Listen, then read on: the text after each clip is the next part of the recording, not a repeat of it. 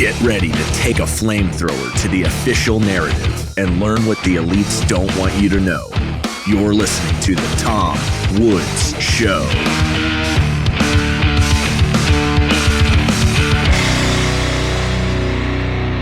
Hi, everybody. Tom Woods here. It is episode 2649 of The Tom Woods Show, and we have our old friend Dan McCarthy with us. You should be reading Dan's columns.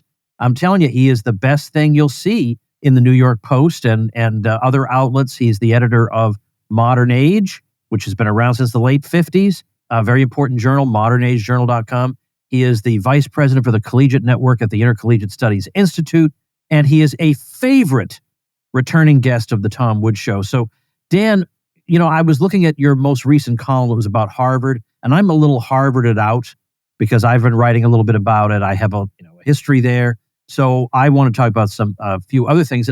And one is just a news item that came out. Obviously now there's more and more willingness to admit that maybe Joe Biden was not in tip-top shape while he was president. Like, this has suddenly become, either it's, everybody knew that, or what an outrage that the media wasn't telling us. But what just came out, I don't remember where I read it, but I stole a few snippets from it, was we're reading now things like the White House was shielding Biden from as many people as possible, including cabinet secretaries. An aide said that Biden, quote, just had to win and then could disappear, unquote, because then Biden's, quote, aides could pick up the slack, unquote. So they're just openly saying that we're going to treat this as if we have a boy king in the high Middle Ages and we'll have a regency running the government.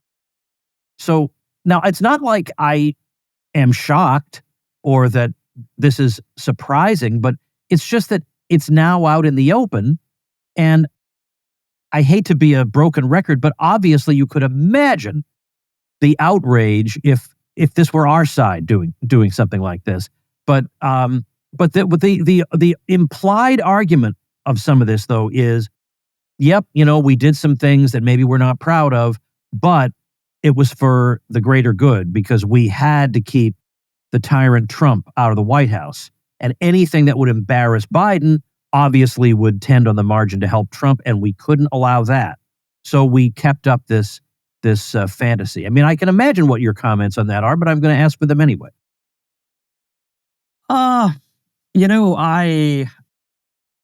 While I'm satisfied and I'm pleased to see a wider and wider segment of the public becoming aware of just how egregious all of this was, what I think is significant here is that this is not entirely a new phenomenon, right? So, in theory, we have a constitution which says that you have a president, and that president is in charge of the executive branch.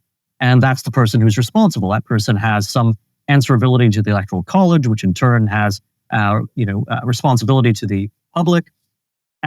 This is the way people think our government works. And yet, this is actually not the way it works. And it's not the way that our own leaders in Washington, expect it to work. They know full well that presidents are figureheads, and the actual power within a government is going to be held by the advisors around him. It's going to be held by a lot of unelected officials. And right now, a lot of the outrage that you see directed against Donald Trump, whether he's talking about ignoring rulings from judges or whether he's talking about firing civil servants and other unelected deep state officials, this horror is because it really is a kind of regime change. We have had a regime, basically going back to the New Deal, if not a bit earlier than that, where the actual executive branch of the government and the actual permanent government in Washington, D.C. has nothing to do with what's in the Constitution. It has nothing to do with the person you elect to be president to actually execute the laws faithfully according to the Constitution. All of that went by the wayside generations ago. And Joe Biden is just the most egregious example. He, kind of rips the, all the decent drapery, as Edmund Burke might have said, off of this, this illusion, this Potemkin kind of constitutional government, and shows you that actually you don't need Joe Biden, you don't need an elected president, You don't need to have, even the semblance of constitutional government because you've got Joe Biden's aides, you've got a permanent bureaucracy, and you've got the courts, none of whom are answerable to voters. All of these officials are the ones who actually have power. They make the decisions about war and peace. They make the decisions about what's going to happen within the cabinet. They have the power all across the board. So it's a wonderful time to be an American, really, because you're seeing not only the revelation as everything comes out about Joe Biden of just how awful this, unelected power is, but also you see Donald Trump trying to actually change things and destroy this, this sort of shadow government or this counter government, which has actually been in power for decades. I just saw somebody, and again, my memory's failing me, but some opinion molder saying that one of the problems with Trump is that he doesn't even want to govern half the country. In other words, he's not even interested in appealing. He wants to govern them, all right, but he's not interested in appealing to half the country. Like, he's not even making an appeal to them. He's just steamrolling over opposition and doing what he wants. And somebody else responded to this with headlines reminding us about things Biden said and did about half the country. That Trump supporters need a hit in the rear end, the names that they were called over and over and over. But that's okay because, so it goes to show, perhaps, I'd like to get your thought on this, but what Orrin McIntyre said in response to this, which is, he says, your daily reminder that nobody really believes in democracy. By which, of course, he means that most people, what they want is for their view of the good, their view of substantive goods to be implemented in society. That's what they favor most of all, not the procedural norm of how it's brought about. Not, well, did everybody get to have a say? But rather, I would like society to look like this rather than that, is what most people care about, as opposed to, I want to make sure every last person on earth votes. And we obviously see that, like, the Democrats are not democracy. Come on, I mean, that's not what motivates them. So, do you think that's too cynical? I kind of do, actually. But in any society, you've got in any advanced society, especially one like ours, you have really 4 different elements that are in play. You do have a mass base, both of the left and of the right. So you do actually have, some degree of contention among the people themselves. So yes, of course, if you're going to have even a democracy of any kind, it's not going to be 100% of the people having a consensus and agreeing on something. Democracy is majoritarian. Somebody's going to lose out. That may be, 50% minus 1 that loses out.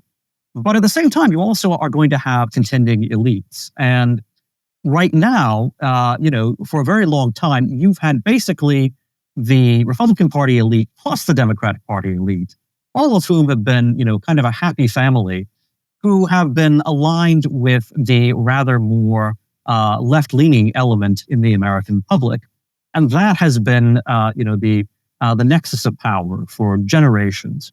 And a lot of the fourth quadrant of that, which is the part of the American public that is not, a left wing, that is actually, in the genuine center or on the right, they've not only been losing out democratically, in terms of elections, they've also lost out even when they win democratically, even when the right of center voter puts someone in office. It doesn't matter because the person they put in office is actually going to be part of the same kind of elite consensus as most Democrats. Maybe the Republicans will go a little bit slower in terms of what they're doing with transgenderism or what they're doing with, socialized medicine and other things. And maybe the Republicans will be much faster in terms of trying to wage new wars in other countries to democratize and liberalize them. And the Democrats would be a little more, slightly incrementally more restrained about it. But basically, the elites in both parties were heading in the same direction. And I think now what's changed is that you do have, a bit more genuine representation. People like Donald Trump and J.D. Vance, who we were talking about before the show, who are actually willing to put themselves out and say, you know what, this quadrant of Americans, this, the mass base that is on the right, that is not on the left, that has been completely unrepresented by any kind of elite faction up until now, we're going to represent you. And as a result of that, you actually see genuine competition. It's democratic in a sense, not only of, I think a lot of right-wingers have a very, sort of hackneyed view of democracy, because what's happened is they hear democracy as it's constantly misrepresented and framed and evangelized to them by do-gooders and by progressives. And so if you constantly have any form of government represented in that way, you're going to hate it. I mean, they could do the same thing about, how wonderful it is to have the rule of experts and aristocracy. They could literally call themselves aristocrats, and it would very quickly give aristocracy a bad name. Similarly, they could do the same thing with a kind of monarchical power as well. It's not really the numbers that are essential here. It's rather the different characters and orientations of these different elements among the elite and also among the people. And right now, you actually have some degree of competition.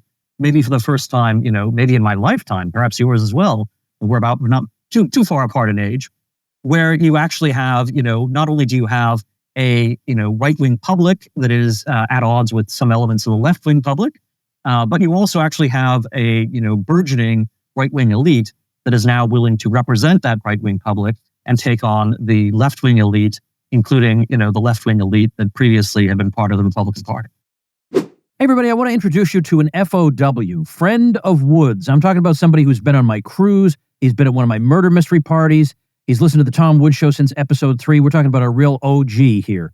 And I have in mind Matthew Sercely, who's a tax attorney who helps liberty-minded folks just like you keep more of your money and stay out of trouble with the IRS. And yes, I said attorney, not CPA, which means your conversations with him are protected by attorney-client privilege. That's a big deal. Try getting that kind of protection from your accountant. If you're running a business or even thinking about one, you need someone like Matthew in your corner. He knows how to legally reduce your tax burden, structure your business the right way, and avoid trouble while keeping every dollar you're entitled to. The state thrives on your compliance, your ignorance, and your confusion, and Matthew cuts through them to make sure you keep what you can. If you're worried about the IRS coming after you, or you just want to make sure they're less likely to bother you in the first place, talk to Matthew. Go to agorist.taxadvice.com/woods. That's AGORIST taxadvice.com/woods and grab your free Agorist Tax Toolkit. It's full of powerful tools and templates you can use to get your business in order, track your expenses, and reduce how much the IRS takes from you without crossing any lines. Again, that's agorist.taxadvice.com/woods. Take the first step to keeping what's yours.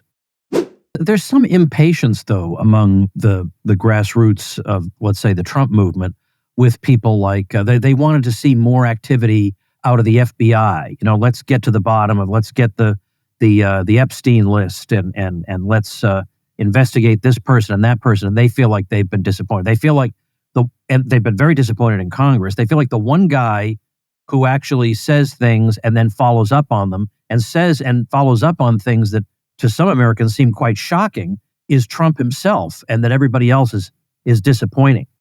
Yeah, I think I sympathize with that disappointment, and I don't know if it's just Trump. I think there are others probably in the administration who may also have RFK their Jr., eyes on the ball. But the thing is, even RFK in his own way, attracts critics because they'll say, well, he hasn't gone far enough. Like he removed the COVID vaccine from the CDC schedule for healthy children and pregnant women. But then there are some people saying, well, he should have just banned it, or he should have done this, that, or the other thing. But I do think that there is at least something going on in the health area. And I think Jay Bhattacharya is doing some good work already. Oh, yes, he certainly is. Well, but in general, you've got to have realistic expectations for elected officials of any kind. And, I think if people were expecting to have their lives completely transformed in a positive way simply by changing government, that's unlikely to happen. And, I'm with my libertarian friends on this. I mean, I think the FBI needs to be shaken up, to say the least, root and branch, which maybe means close down and just start, you have to have some sort of federal investigative agency, start a new one from the ground up. But trying to take over these existing bureaucracies and orient them towards, in a better direction, I think it's mostly futile. I think you've got to just clean out the shop entirely, which is why, I think efforts like Doge's which have just been, trying to shut down department after department and agency after agency, that's exactly the right approach. Whereas trying to go in there, reform that, say, okay, now we've got an FBI director who's going to do good things and who's, going to be able to wrangle this, massive bureaucracy and get it to actually do what's in the people's interest. I'm very skeptical of that. I think you've got to, once these, sort of bureaucracies have their own inertia and their own, habits, it's impossible to fix. And why would you even waste time trying to, correct something that is so completely warped rather than just getting rid of it and starting again? Yeah, that's exactly right. Now, let me mention somebody else. You and I are quite familiar with Mark Levin, who he's had some... wasn't expecting that response, but of course, it's the only appropriate response. It is. But the thing is, I try to be fair-minded, even with people who aren't very nice to me. And on some things, he has been very good. I mean, on COVID, he did a lot of really good things, and he had some good people on his show. But he hasn't been that friendly to me because in the old days, like years and years ago, even during one of the Ron Paul presidential campaigns, I had to explain to him that no, Barack Obama can't just send American troops to Libya and cause havoc there with no congressional input. And he was taking Obama's side on that. And I thought, now that's kind of an odd thing to do. So we had a bit of a back and forth on presidential war powers. Well, anyway, so the time went by. Then, as I say, I thought on COVID, he actually had some pretty good things to say. Well, now he's deeply unhappy about a certain... I mean, nobody exactly knows what the direction of the Trump White House is on foreign policy because there are conflicting signals. But he was saying that Steve Witkoff, by using the term neocon pejoratively, was in effect guilty of anti-Semitism. Well, then Trump in Riyadh, whoever that heroic speechwriter was, who not by accident inserted the word neocons into that speech, did the same thing. But of course, as Dave Smith said, Levin is not going to criticize Trump, but gosh, it's like he's dying to. If you look at his posts recently, it's like it's all he can do to restrain himself because he's outraged at the possibility that there could be some kind of negotiated deal with Iran. And so now I think just as we're recording this, he has a recent post talking about why the Senate would need to approve any Iran deal. And so this is obviously meant as an attack on Trump, but he can't bring himself to say it. I mean, what's your thought about that? Just that neocons don't change their spots. So Mark Levin was, terrible back during the Iraq War, during the War on Terror. And I've never expected him to be, to have changed his ways or to be improved since then. And so that's why I laugh when you bring him up, is because, this is it's a stopped clock. And, so maybe he's right once in a blue moon with, COVID. But, no, I expect him to be in favor of, the John McCain foreign policy, basically now and forever and always. So the trouble for a guy like him is that obviously Donald Trump represents a different approach, a different way of looking at the world. Maybe Donald Trump isn't Ron Paul in his foreign policy, but he certainly isn't John McCain. And he's not even George Bush or, any of the other people who got us into unnecessary wars over the last 30 years. So it's a very, painful thing to be a diehard neocon who can't change your ways, and yet to realize, well, you're totally politically irrelevant. You're Bill Kristol unless you get on the Trump train. But if you're on the Trump train, that means you are going to have to accept that Donald Trump isn't doing the things you want him to do. So you're going to have an irreconcilable amount of cognitive dissonance, as someone who wants to pretend that you are uncontroversially part of the right and that you're, part of this wonderful new populist movement. And yet clearly your foreign policy is the foreign policy, not only of George W. Bush, but of Barack Obama and of all these other interventionists, going back to Franklin Roosevelt and Woodrow Wilson. So that's why I laugh. Fair enough. I found this interesting because it's almost transparent that he's frustrated with Trump, but he doesn't dare say that because he wants to be on the team. And by the way, Mark Levin, if there are aspects of the Trump White House that make you crazy, welcome to the club. Okay. I mean, we can all think of something that we wish were the opposite of what it was. But and I was just about to say, Dan, but the trend certainly looks like such and such. But it was just, I don't know, a couple of months ago that I was doing an episode on the neocons' ascendancy within the White House and the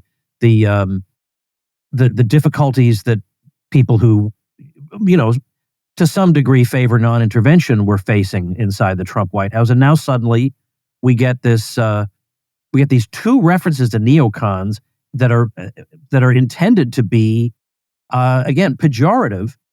So I don't know, maybe that is the trend. I don't know, but regardless, it's interesting to watch. That speech that Trump gave in Riyadh was actually a pretty good speech. I have to say, I wish I had some idea of who's writing the speeches, because the word neocon doesn't just creep in there by accident. No, it was a great speech. In fact, an old friend of mine said it was the best speech an American president's delivered in decades. So what you've picked up on is not so much a contradiction as an explanation, right? So the fact that there actually are some neocon elements, certainly on the outside of the administration, trying to bully it and influence it in various ways, that's one reason why the Donald Trump speech in Riyadh and other statements recently have made a point of calling out the neocons. This is a battle that's ongoing. And, obviously there are various degrees of, non-interventionist or less interventionist or America first foreign policy within the Trump administration. And, you could imagine a situation, you had John Bolton, of course, in the first administration. You could imagine a situation where a lot of these neocons could try to worm their way back in. So this is an ongoing battle. It's something that has to be fought inside and outside the administration. And that's, again, why, I'm sure Mark Levin is a perfectly nice guy on certain issues. And, I might agree with him on some things. But when it comes to foreign policy, I just, I take it for granted that his views are going to be, like a comic book version of John Bolton's. And John Bolton's are not exactly nuanced to begin with. So, no, the neocons are a real thing, and they haven't gone away. They still, they realize they can't get away with the same shtick that they were doing for 20 plus years, where they were pointing to people like you and me and Pat Buchanan and Ron Paul and saying, hey, these guys aren't conservatives. We're the real conservatives because we want to blow up the rock tomorrow. And now, with Donald Trump clearly having such power within the right and in the Republican Party, the neocons realize that if they say what they actually mean, they're going to wind up where Bill Kristol is right now, really thrown out onto the margins. So instead, they have to try these acrobatics of, denouncing everyone they can up to, as far as they can. But then when Donald Trump comes out and actually says something that supports people who are criticizing the neocons, they have to back off a little bit because they can't afford to be seen as being anti-Trump for now. But of course, they haven't changed. And after 2028, I think J.D. Vance would be immune to the neocons. But if we don't have J.D. Vance, if we have a Democrat, if the Republican Party tilts in the direction of certain Republican senators, if you have some new kind of neocon come along, you have an opportunist come along who wants to just, appeal to this faction that's out of power. There are a lot of paths that the neocons see waiting for them if they, simply stick to their guns and wait it out. So I think that's what a lot of these folks are doing. Hey, everybody, remember how we say the market can come up with innovations that no central planner would have dreamed of? Well, we all know health insurance is an area where we could use some radical disruption. I've told you that just for my kids and me, not including my wife, who had a separate policy, I was paying over $3,000 a month for health insurance. $3,000 a month. Well, we're not doing that anymore. A month or two ago, by the way, my business partner also sent me a message, made me very happy. He said, I finally had it with my crummy health insurance and I just joined Crowd Health instead. And that's what we do. Of course, he used code WOODS. So all Paul Counts did what the Woods family did before him. He restored sanity to his health care with Crowd Health. Now, Crowd Health is not health insurance, but that's a good thing. It's a better way to pay for health care through crowdfunding and a fantastic way to secede from a broken system. For $175 for an individual or $575 for a family of 4 or more, you'll get access to a community of people who are willing to help out in the event of an emergency. You'll get access to telemedicine visits, discounted prescriptions, and you don't have to worry about doctors' networks. Let Crowd Health help with your healthcare needs. Get started today for just $99 per month for your first 3 months. Go to joincrowdhealth.com and use code WOODS. Crowd Health is not insurance. Learn more at joincrowdhealth.com. That's joincrowdhealth.com, and remember code WOODS. Well, there's one other Levin thing that I just thought of, because when you mentioned Vance and 2028, he recently posted, "I will not back any isolationist / America trashing candidate in the GOP presidential primaries." Now, okay, there is nobody you could seriously describe as an isolationist who would be a plausible candidate. And J.D. Vance is no isolationist. Well, I know what Levin means, but of course he's using a propaganda word instead of a descriptive word. But then America trashing, I don't know any plausible candidate who fits that description, unless we mean critical of U.S. foreign policy, which is not America. I mean, I don't know. I don't even know why I'm bothering to make these distinctions, because Levin's smart enough to know them. He's just trying to smear people. Yeah, it's the foreign policy, but there actually is another neocon narrative here, which is coming into play. You may have noticed during the sort of quasi Republican presidential debates. This is, a year ago, a little bit more than a year ago. Donald Trump is not attending these debates, but you have Mike Pence and Governor DeSantis and any number of other aspirants, Nikki Haley and all these other, much lesser figures who want to be a replacement for Donald Trump on the Republican ticket. They're hoping that Donald Trump is somehow going to just go away as a result of the lawfare being waged against him, but the whole thing was ridiculous.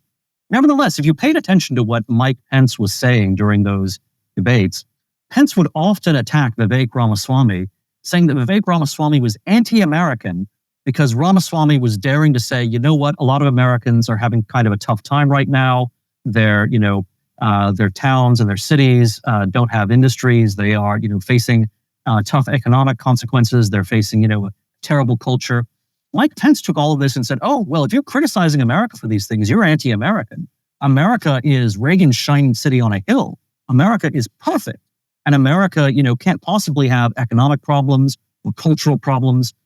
This has come up before. You may recall, in fact, when I mentioned this, I think you will remember, back during, so go back 20 years ago, 22 years ago even, to the debates around the Iraq War and then subsequently. You might recall, not only were the David Frums and the other neocons of that era going after, Pat Buchanan and Robert Novak and anyone on the right who was critical of foreign policy, but remember, even Dinesh D'Souza wound up getting in trouble because Dinesh D'Souza said, you know what? Obviously, Dinesh D'Souza, I totally oppose all of these Islamic radicals. And, I'm pretty sure D'Souza was, a pro-war guy and everything. But D'Souza said, you know what? America really does have a problem with a trashy culture that, we should be kind of ashamed about and that we shouldn't be exporting to the rest of the world. And all these, hyper neocons turned around and said, oh, Dinesh D'Souza, you're anti-American. You hate America because you're criticizing this horrible, just disgusting left-wing trash culture that we are exporting.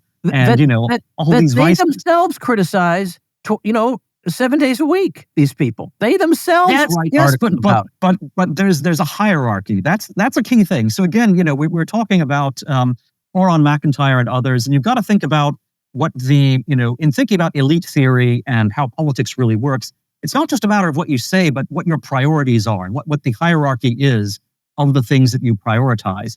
So yes, the neocons say within certain contexts, they will criticize lots of things about American culture. But if it comes up to a high enough level, if it comes to saying, you know what, maybe America, has to think about changing its own ways at home before we go out there and start, trying to transform the whole world in our own image, that's where they draw the line. And that's where they say, oh, not only are you not allowed to say that we shouldn't be having this imperial foreign policy to go out and liberal democratize the world at gunpoint, but also you can't even criticize America for being, less than its best at home. Because if you do that, then clearly you're adding to the premises that would support this foreign policy claim that we should not be going abroad trying to turn everything into, San Francisco.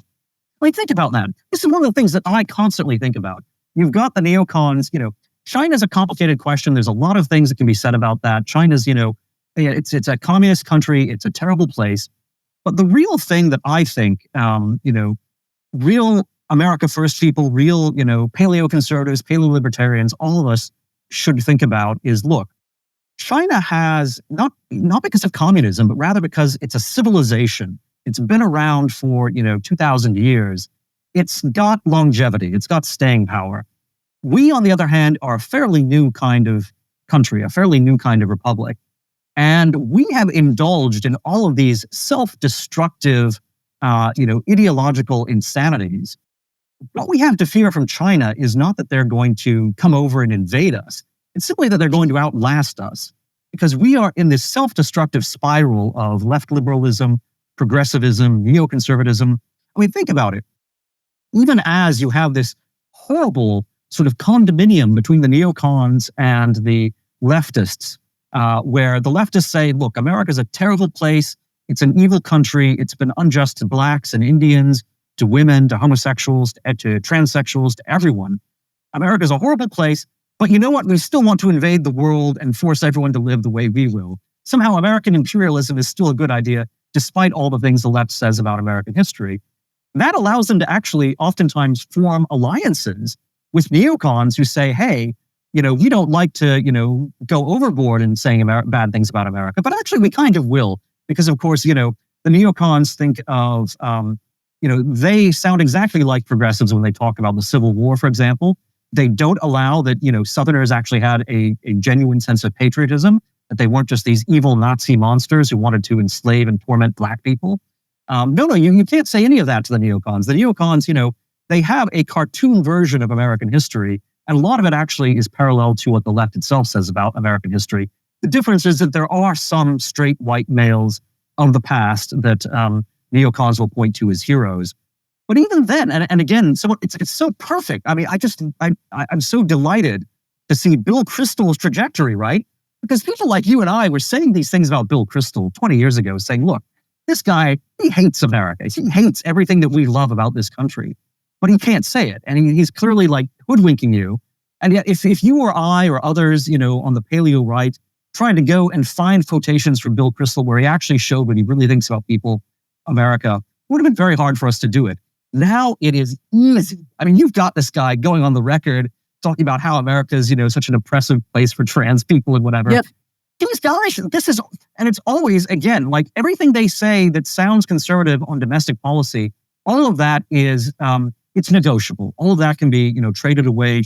All of that is for the higher purpose of the neocon foreign policy.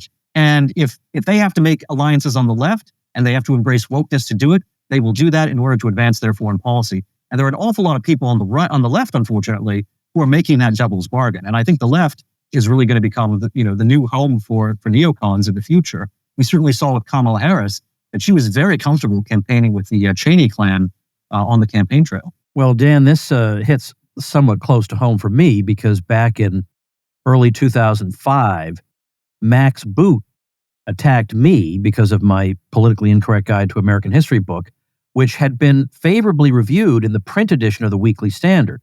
And normally that would be the end of it, but he decided he was going to write his own review for the online edition. So he went ahead and did that, and it was very unfriendly. And I don't remember, Dan, 20 years ago, would you have been at the American Conservative? I was, yeah. Okay, because the American Conservative opened its pages to me and said, if you'd like to respond to Max Boot, here's your opportunity. And I remember that. I was in the office at the time. Well, the Weekly Standard had a literary editor named Philip Terzian, who's a good guy. And I don't know what his foreign policy is, but he actually, when he published Clyde Wilson one time in the pages of the Weekly Standard. So, he's from Virginia. He has, an outlook that is different, I think, from that of what you would think was typical of the Weekly Standard. And of course, the Weekly Standard, to its credit, back in the day, you had people like Christopher Caldwell, Tucker Carlson, and others who were, appearing in its pages fairly regularly. And they weren't allowed to say some of the things perhaps they might have wanted to say, contrary to Bill Kristol's foreign policy. But Bill Kristol was a smart enough guy that he realized, hey, I want to fill my pages with the smartest people around. And that included a lot of people who were not necessarily Simon Pure neocons. Well, I mentioned the Max Boot thing because of the analogy, I think, with Bill Kristol, in that at the time, I was trying to tell people, look, based on his response to my book, I can tell this guy is not really what we would consider on the right. There's something wrong here. And, I persuaded some people, but not everyone. And then years later, he did me the courtesy of officially leaving the movement so that I could say, all right, look, this is, and trying to claim that he's not really changed. It's the movement or whatever it is. But he too had he had his posts about, I need to learn about racism from minorities, and I need to Sure. It was and of course, David French is a great example of this as well, right? So David French goes from being, I'm Mr. Christian conservative, and I'm, a very neocon on foreign policy. And today, well, he's still very neocon on foreign policy, but it turns out his Christian conservatism is actually very compatible with all of his new left-wing buddies. And, he would claim that he hasn't, changed all of his views on everything. But it's interesting that his view that he's much more comfortable hanging out with people who have radically opposed views on, all of the issues about America's history and, about Christian civilization. I mean, all of that winds up being a lesser priority than, hating on Donald Trump and especially the foreign policy stuff. So these people are shameless, and they all, that's why, again, I laugh at a Mark Levin, because you and I basically knew where these people were coming from more than 20 years ago. And everything that we had suspected about them has been vindicated in spades over the course of the last 20 plus years. And so I never, it's true that, there are people who are not neocons who may have been mistaken about the Iraq war and other issues, and who really have, had a change of heart. I mean, so it's not the case that nobody ever changes. But I think you and I are both very good at spotting the people who really are deep down in their bones just these idiotic, jingoistic, imperialistic, fools who are going to sacrifice everything else for the sake of a moronic foreign policy that is actually going to wind up feeding into the left. And of course, it's the left which has these, and it's fascinating to me that, you look back at this era of globalization, right? It's the era of NAFTA. It's the era of the World Trade Organization. It's the era of welcoming China into the world, trading networks. It's the era of, a lot of people, libertarians, unfortunately, as well as progressives and a lot of squishy conservatives, all being in favor of relatively open borders and high levels of immigration. And of course, it's also the high tide of U.S. Democracy promotion and nation building and all of that. And, you've got this constellation of elements. And sometimes it seems like, well, are these elements a little bit in tension with one another? Aren't some of these, foreign policy imperialists really American nationalists at heart? And the answer is no. It actually turns out that they really are believers in, just rule by an international elite of, sort of power mongers, military power mongers, who are going to use a lot of ideological flim-flam, which is ultimately going to be left-wing ideological flim-flam, right? I always thought it was very telling that during the Iraq War, it was always the UN resolutions about weapons of mass destruction that these neocons would cling on to and say, hey, we are totally authorized to go to war in Iraq because the UN says we can go to war in Iraq. And of course, what kind of American looks to the United Nations to tell us when we can go to war, right? So that was again, just showing who they really were all the way 20 years ago. There's one more thing I want to run by you. So there's, as you know, been a lot of discussion about experts and what constitutes an expert, and should we trust the experts? And even if the experts let us down, what should be our recourse? And there was a post recently by Nate Fisher. He's been having a discussion about this online. And he said this is an important debate. The key point is when you withdraw trust in experts, you shouldn't by default replace it with a corresponding level of trust in non-experts, but that instead you should simply adapt to lower trust modes of operation. So he says this includes 1, relying more on common sense and personal research, 2, avoiding decisions where errors may be catastrophic, 3, requiring skin in the game when you do grant trust. And he says, we can't just maintain current systems, but swap in new people in place of the old experts. And then he says, we need to learn to live in a lower trust society. What do you think about that? Yeah, I 100% agree. And in fact, this is one of the problems the Democratic Party is facing right now. So Americans do like government services. They like their entitlements. They like their Social Security, their Medicare, their Medicaid. But Americans actually don't like government, right? So it's a problem for the Democrats because they're the party of government services, but that also makes them oftentimes the party of government, the party of the bureaucracy, the party of people in Washington, D.C. who are going to tell you how to live your life. And Americans just don't like that. So the Democrats have this great difficulty in being able to sell their product to the American people on a continuing basis. That wasn't the case, back during the New Deal. At that time, Americans didn't have such low trust in government. Instead, they had high trust in government. And they were actually willing to say, okay, if you give enough power to government and you have the right scientific experts working for government, then you're going to have something great's going to happen. And we're going to be very happy with the results. And the Democrats were able to, sort of pull the wool over people's eyes for, unfortunately, rather long time. But that has all gone by the wayside now. And the loss of trust in government itself, the loss of trust in experts, I don't think anything is going to bring that back. And so I think the Democrats, even the Democrats are going to have to confront this reality and adjust to a more low trust kind of environment. Donald Trump has succeeded precisely because he was way ahead of the curve on this. He said, you know what? Americans have actually not only lost trust in all the institutions that the polls show us they've lost trust in, they've lost trust in the generals. They've lost trust in a lot of parts of government that might still poll very well, but in fact, people really don't believe are going to do what's right for the American people. So I think Nate's entirely right there. I think he's exactly right that you need to have skin in the game. You need to exercise common sense. You need to use your own judgment. That kind of Republican character, small r Republican, is what we need more of if we're going to have a survival of, sort of freedom in this country. And simply saying that, no, we're going to, try to look to, someone who simply inverts the left-wing schematic and says, well, we're going to, have a comprehensive vision of, micromanaged trade instead of free trade or something like that.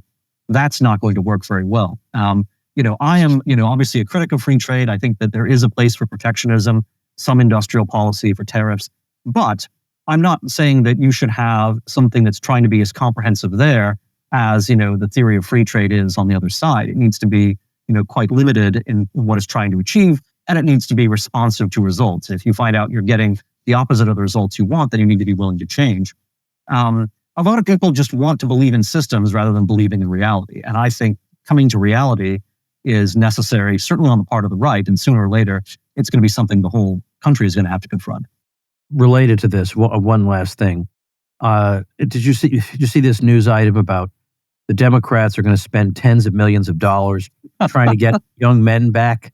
Oh, yeah. I mean, who wants to tell them, right? Hey, look, no, I'll give you an example. So about 2 weeks ago, I was in a debate in Dearborn, Michigan. And this was a debate about whether the Republican Party was now the party of the working class. Right. How did that go? It was good. I enjoyed it a lot. But what was interesting to me, there was one guy who was representing the left on the panel, and he was a union guy, and he was likable. He had he seemed like a sort of salt of the earth kind of blue collar individual. But when he gave his presentation, first of all, he over-egged it a bit. He was kind of trying to sound like a 1920s labor agitator or something. And so, that was a bit much for me. But I can still almost respect, that kind of at least tough sort of union, IWW wobbly kind of mentality. But then he actually had to carve out a section of his remarks where he went basically full Tim Walz. And he went, and of course, our, sort of sexual minorities and, all these other like categories that had nothing whatsoever to do with labor issues. He suddenly had to get into and say, oh, this is very important and it's so terrible what the Republican Party is doing. And I just thought to myself, like, you don't believe what you're saying. Nobody in the audience believes that you're the kind of person who could credibly have these views. And, so even hearing it from a guy who actually works for a union and actually works on an auto factory line or whatever, it was just totally discrediting. So even someone who doesn't, look and sound as stupid as Tim Walz does, if you're a leftist and you want to, be an old-fashioned class warrior Marxist type, a real old-fashioned Marxist, right? A real Jack London type, not a, not some grad school Marxist, but an actual, rabble rouser. And then you just start talking about, all these, really just boutique identity politics issues. You're obviously going to lose even whatever, appeal you have to sort of masculine working class people, just completely out of the gate. It's not because the working class, is obsessed with culture war issues or anything like that. They're not. But by the same token, they don't want to be lectured about, hey, the guy in the dress, working on the shop floor next to you has to be humored and, you have to let him use a special bathroom or whatever. That's just stupid. And yet the left is absolutely, they can't break away from that. That is something that is so intrinsic to their worldview at this point that it is going to keep dragging them down and down. It is an anchor, an albatross around their necks. On the other hand, Democrats would say that Republicans have exactly the same problem with unmarried women. That they are just overwhelmingly just getting killed by unmarried women, and that's because of their messaging. Yeah, of course, there are lots of folks on the right who would very quickly and with good reason say, well, the cure for unmarried women is get them married. Now, admittedly, with some of the individuals in question here, and that may be a very difficult proposition, but there is at least a traditional answer to that problem. Whereas, if the answer is, if someone is, a kind of squishy conservative, and their answer is, well, no, don't have them become married women. They're going to be, totally independent feminists who, maybe, parents of, mothers of single children. Maybe mothers is an politically incorrect word. Maybe I shouldn't use that. But in any case, if they're going to have these kinds of, subatomic families is really the right word for them, right? So the nuclear family was mom and dad and a couple of kids. Now you've got these things which are basically subatomic particles, families that have been split like atoms and are just, fragments flying around and then turning into weird new, sort of forms of antimatter, whatever. If you are going to accept that as a moderate or as a squishy conservative, you are going to lose because, look, there are exceptions to everything, of course, but in general, a single mother who, may have a lot of neuroses and maybe, on high levels of medication for, depression and other things. These can be serious problems, of course. But this person with children to take care of and with resentments towards, men and the world at large, that person is probably going to be dependent on government or something very close to government. Maybe it's going to be some form of public-private partnership where the government's giving money to some charity to take care of this person. But that person is not going to be capable of taking care of herself and her children by just as a subatomic particle. The only way to have a healthy society is to have mostly healthy families. Doesn't mean you can't have single people, men or women. But if you are getting to a position where you're saying, hey, it's a problem for us that we're not getting more, women who may be in socially pathological conditions voting for us, the answer to that isn't to appeal to more pathological conditions. It's to say, maybe we need to, address these social pathologies and stop them. And again, it's not that, there's, that every woman who's unmarried is, on the wrong life path. There's a lot of varieties out there. But when it becomes as big a social phenomenon as it is right now, and when it's tied in with all these, pathologies of, single parenthood or being dependent on psychopharmaceutical conditioning and so forth, that is, that's something we should see as a problem and not as a constituency to appeal to. Well, fair enough. What have you got? What's something interesting in modern age you can share with us before we wrap up? We have some pieces coming up on Nietzsche because, as you know, Bronze Age Privet is a very popular figure, and there's a lot of talk on the right about Nietzsche. So we have an essay on Nietzsche and H.L. Mencken, who was one of America's first real fans of Nietzsche, who wrote, I think, maybe the first book published in America on Nietzsche. And we also have an essay by Donald Devine, who was a Reagan administration official and is one of the leading philosophers of fusionism today, who too is taking on Nietzsche in a new essay for modern age. So we have those two essays and a number of other very fascinating pieces. We have one on the historian John Lukács coming up fairly soon, and just a number of items that I think you're going to enjoy. Plus, I'm also dabbling now in a modern age podcast that I host myself. It's not competing with the Tom Woods podcast because it is just my monologue. Perhaps even interviews are too much monologues when I'm involved, but this is a pure monologue. So it's just me expatiating, expounding on some of the things I've written about, perhaps in my syndicated column and other recent productions. So that podcast is probably starting to circulate right around the same time this one is. Well, tremendous. Well, that's great. So if there's some way I can link to that, I'll do that. And also modernagejournal.com will get you over to Modern Age. But the page for this episode is tomwoods.com/2649. And that's where we'll have all those links. So Dan, thanks again as always. Thanks, Tom. And thank you, ladies and gentlemen. Make yourself and those you love less vulnerable to the regime, both mentally and physically. Get more forbidden information at tomsfreebooks.com and be sure to subscribe to the show wherever you listen. See you next time.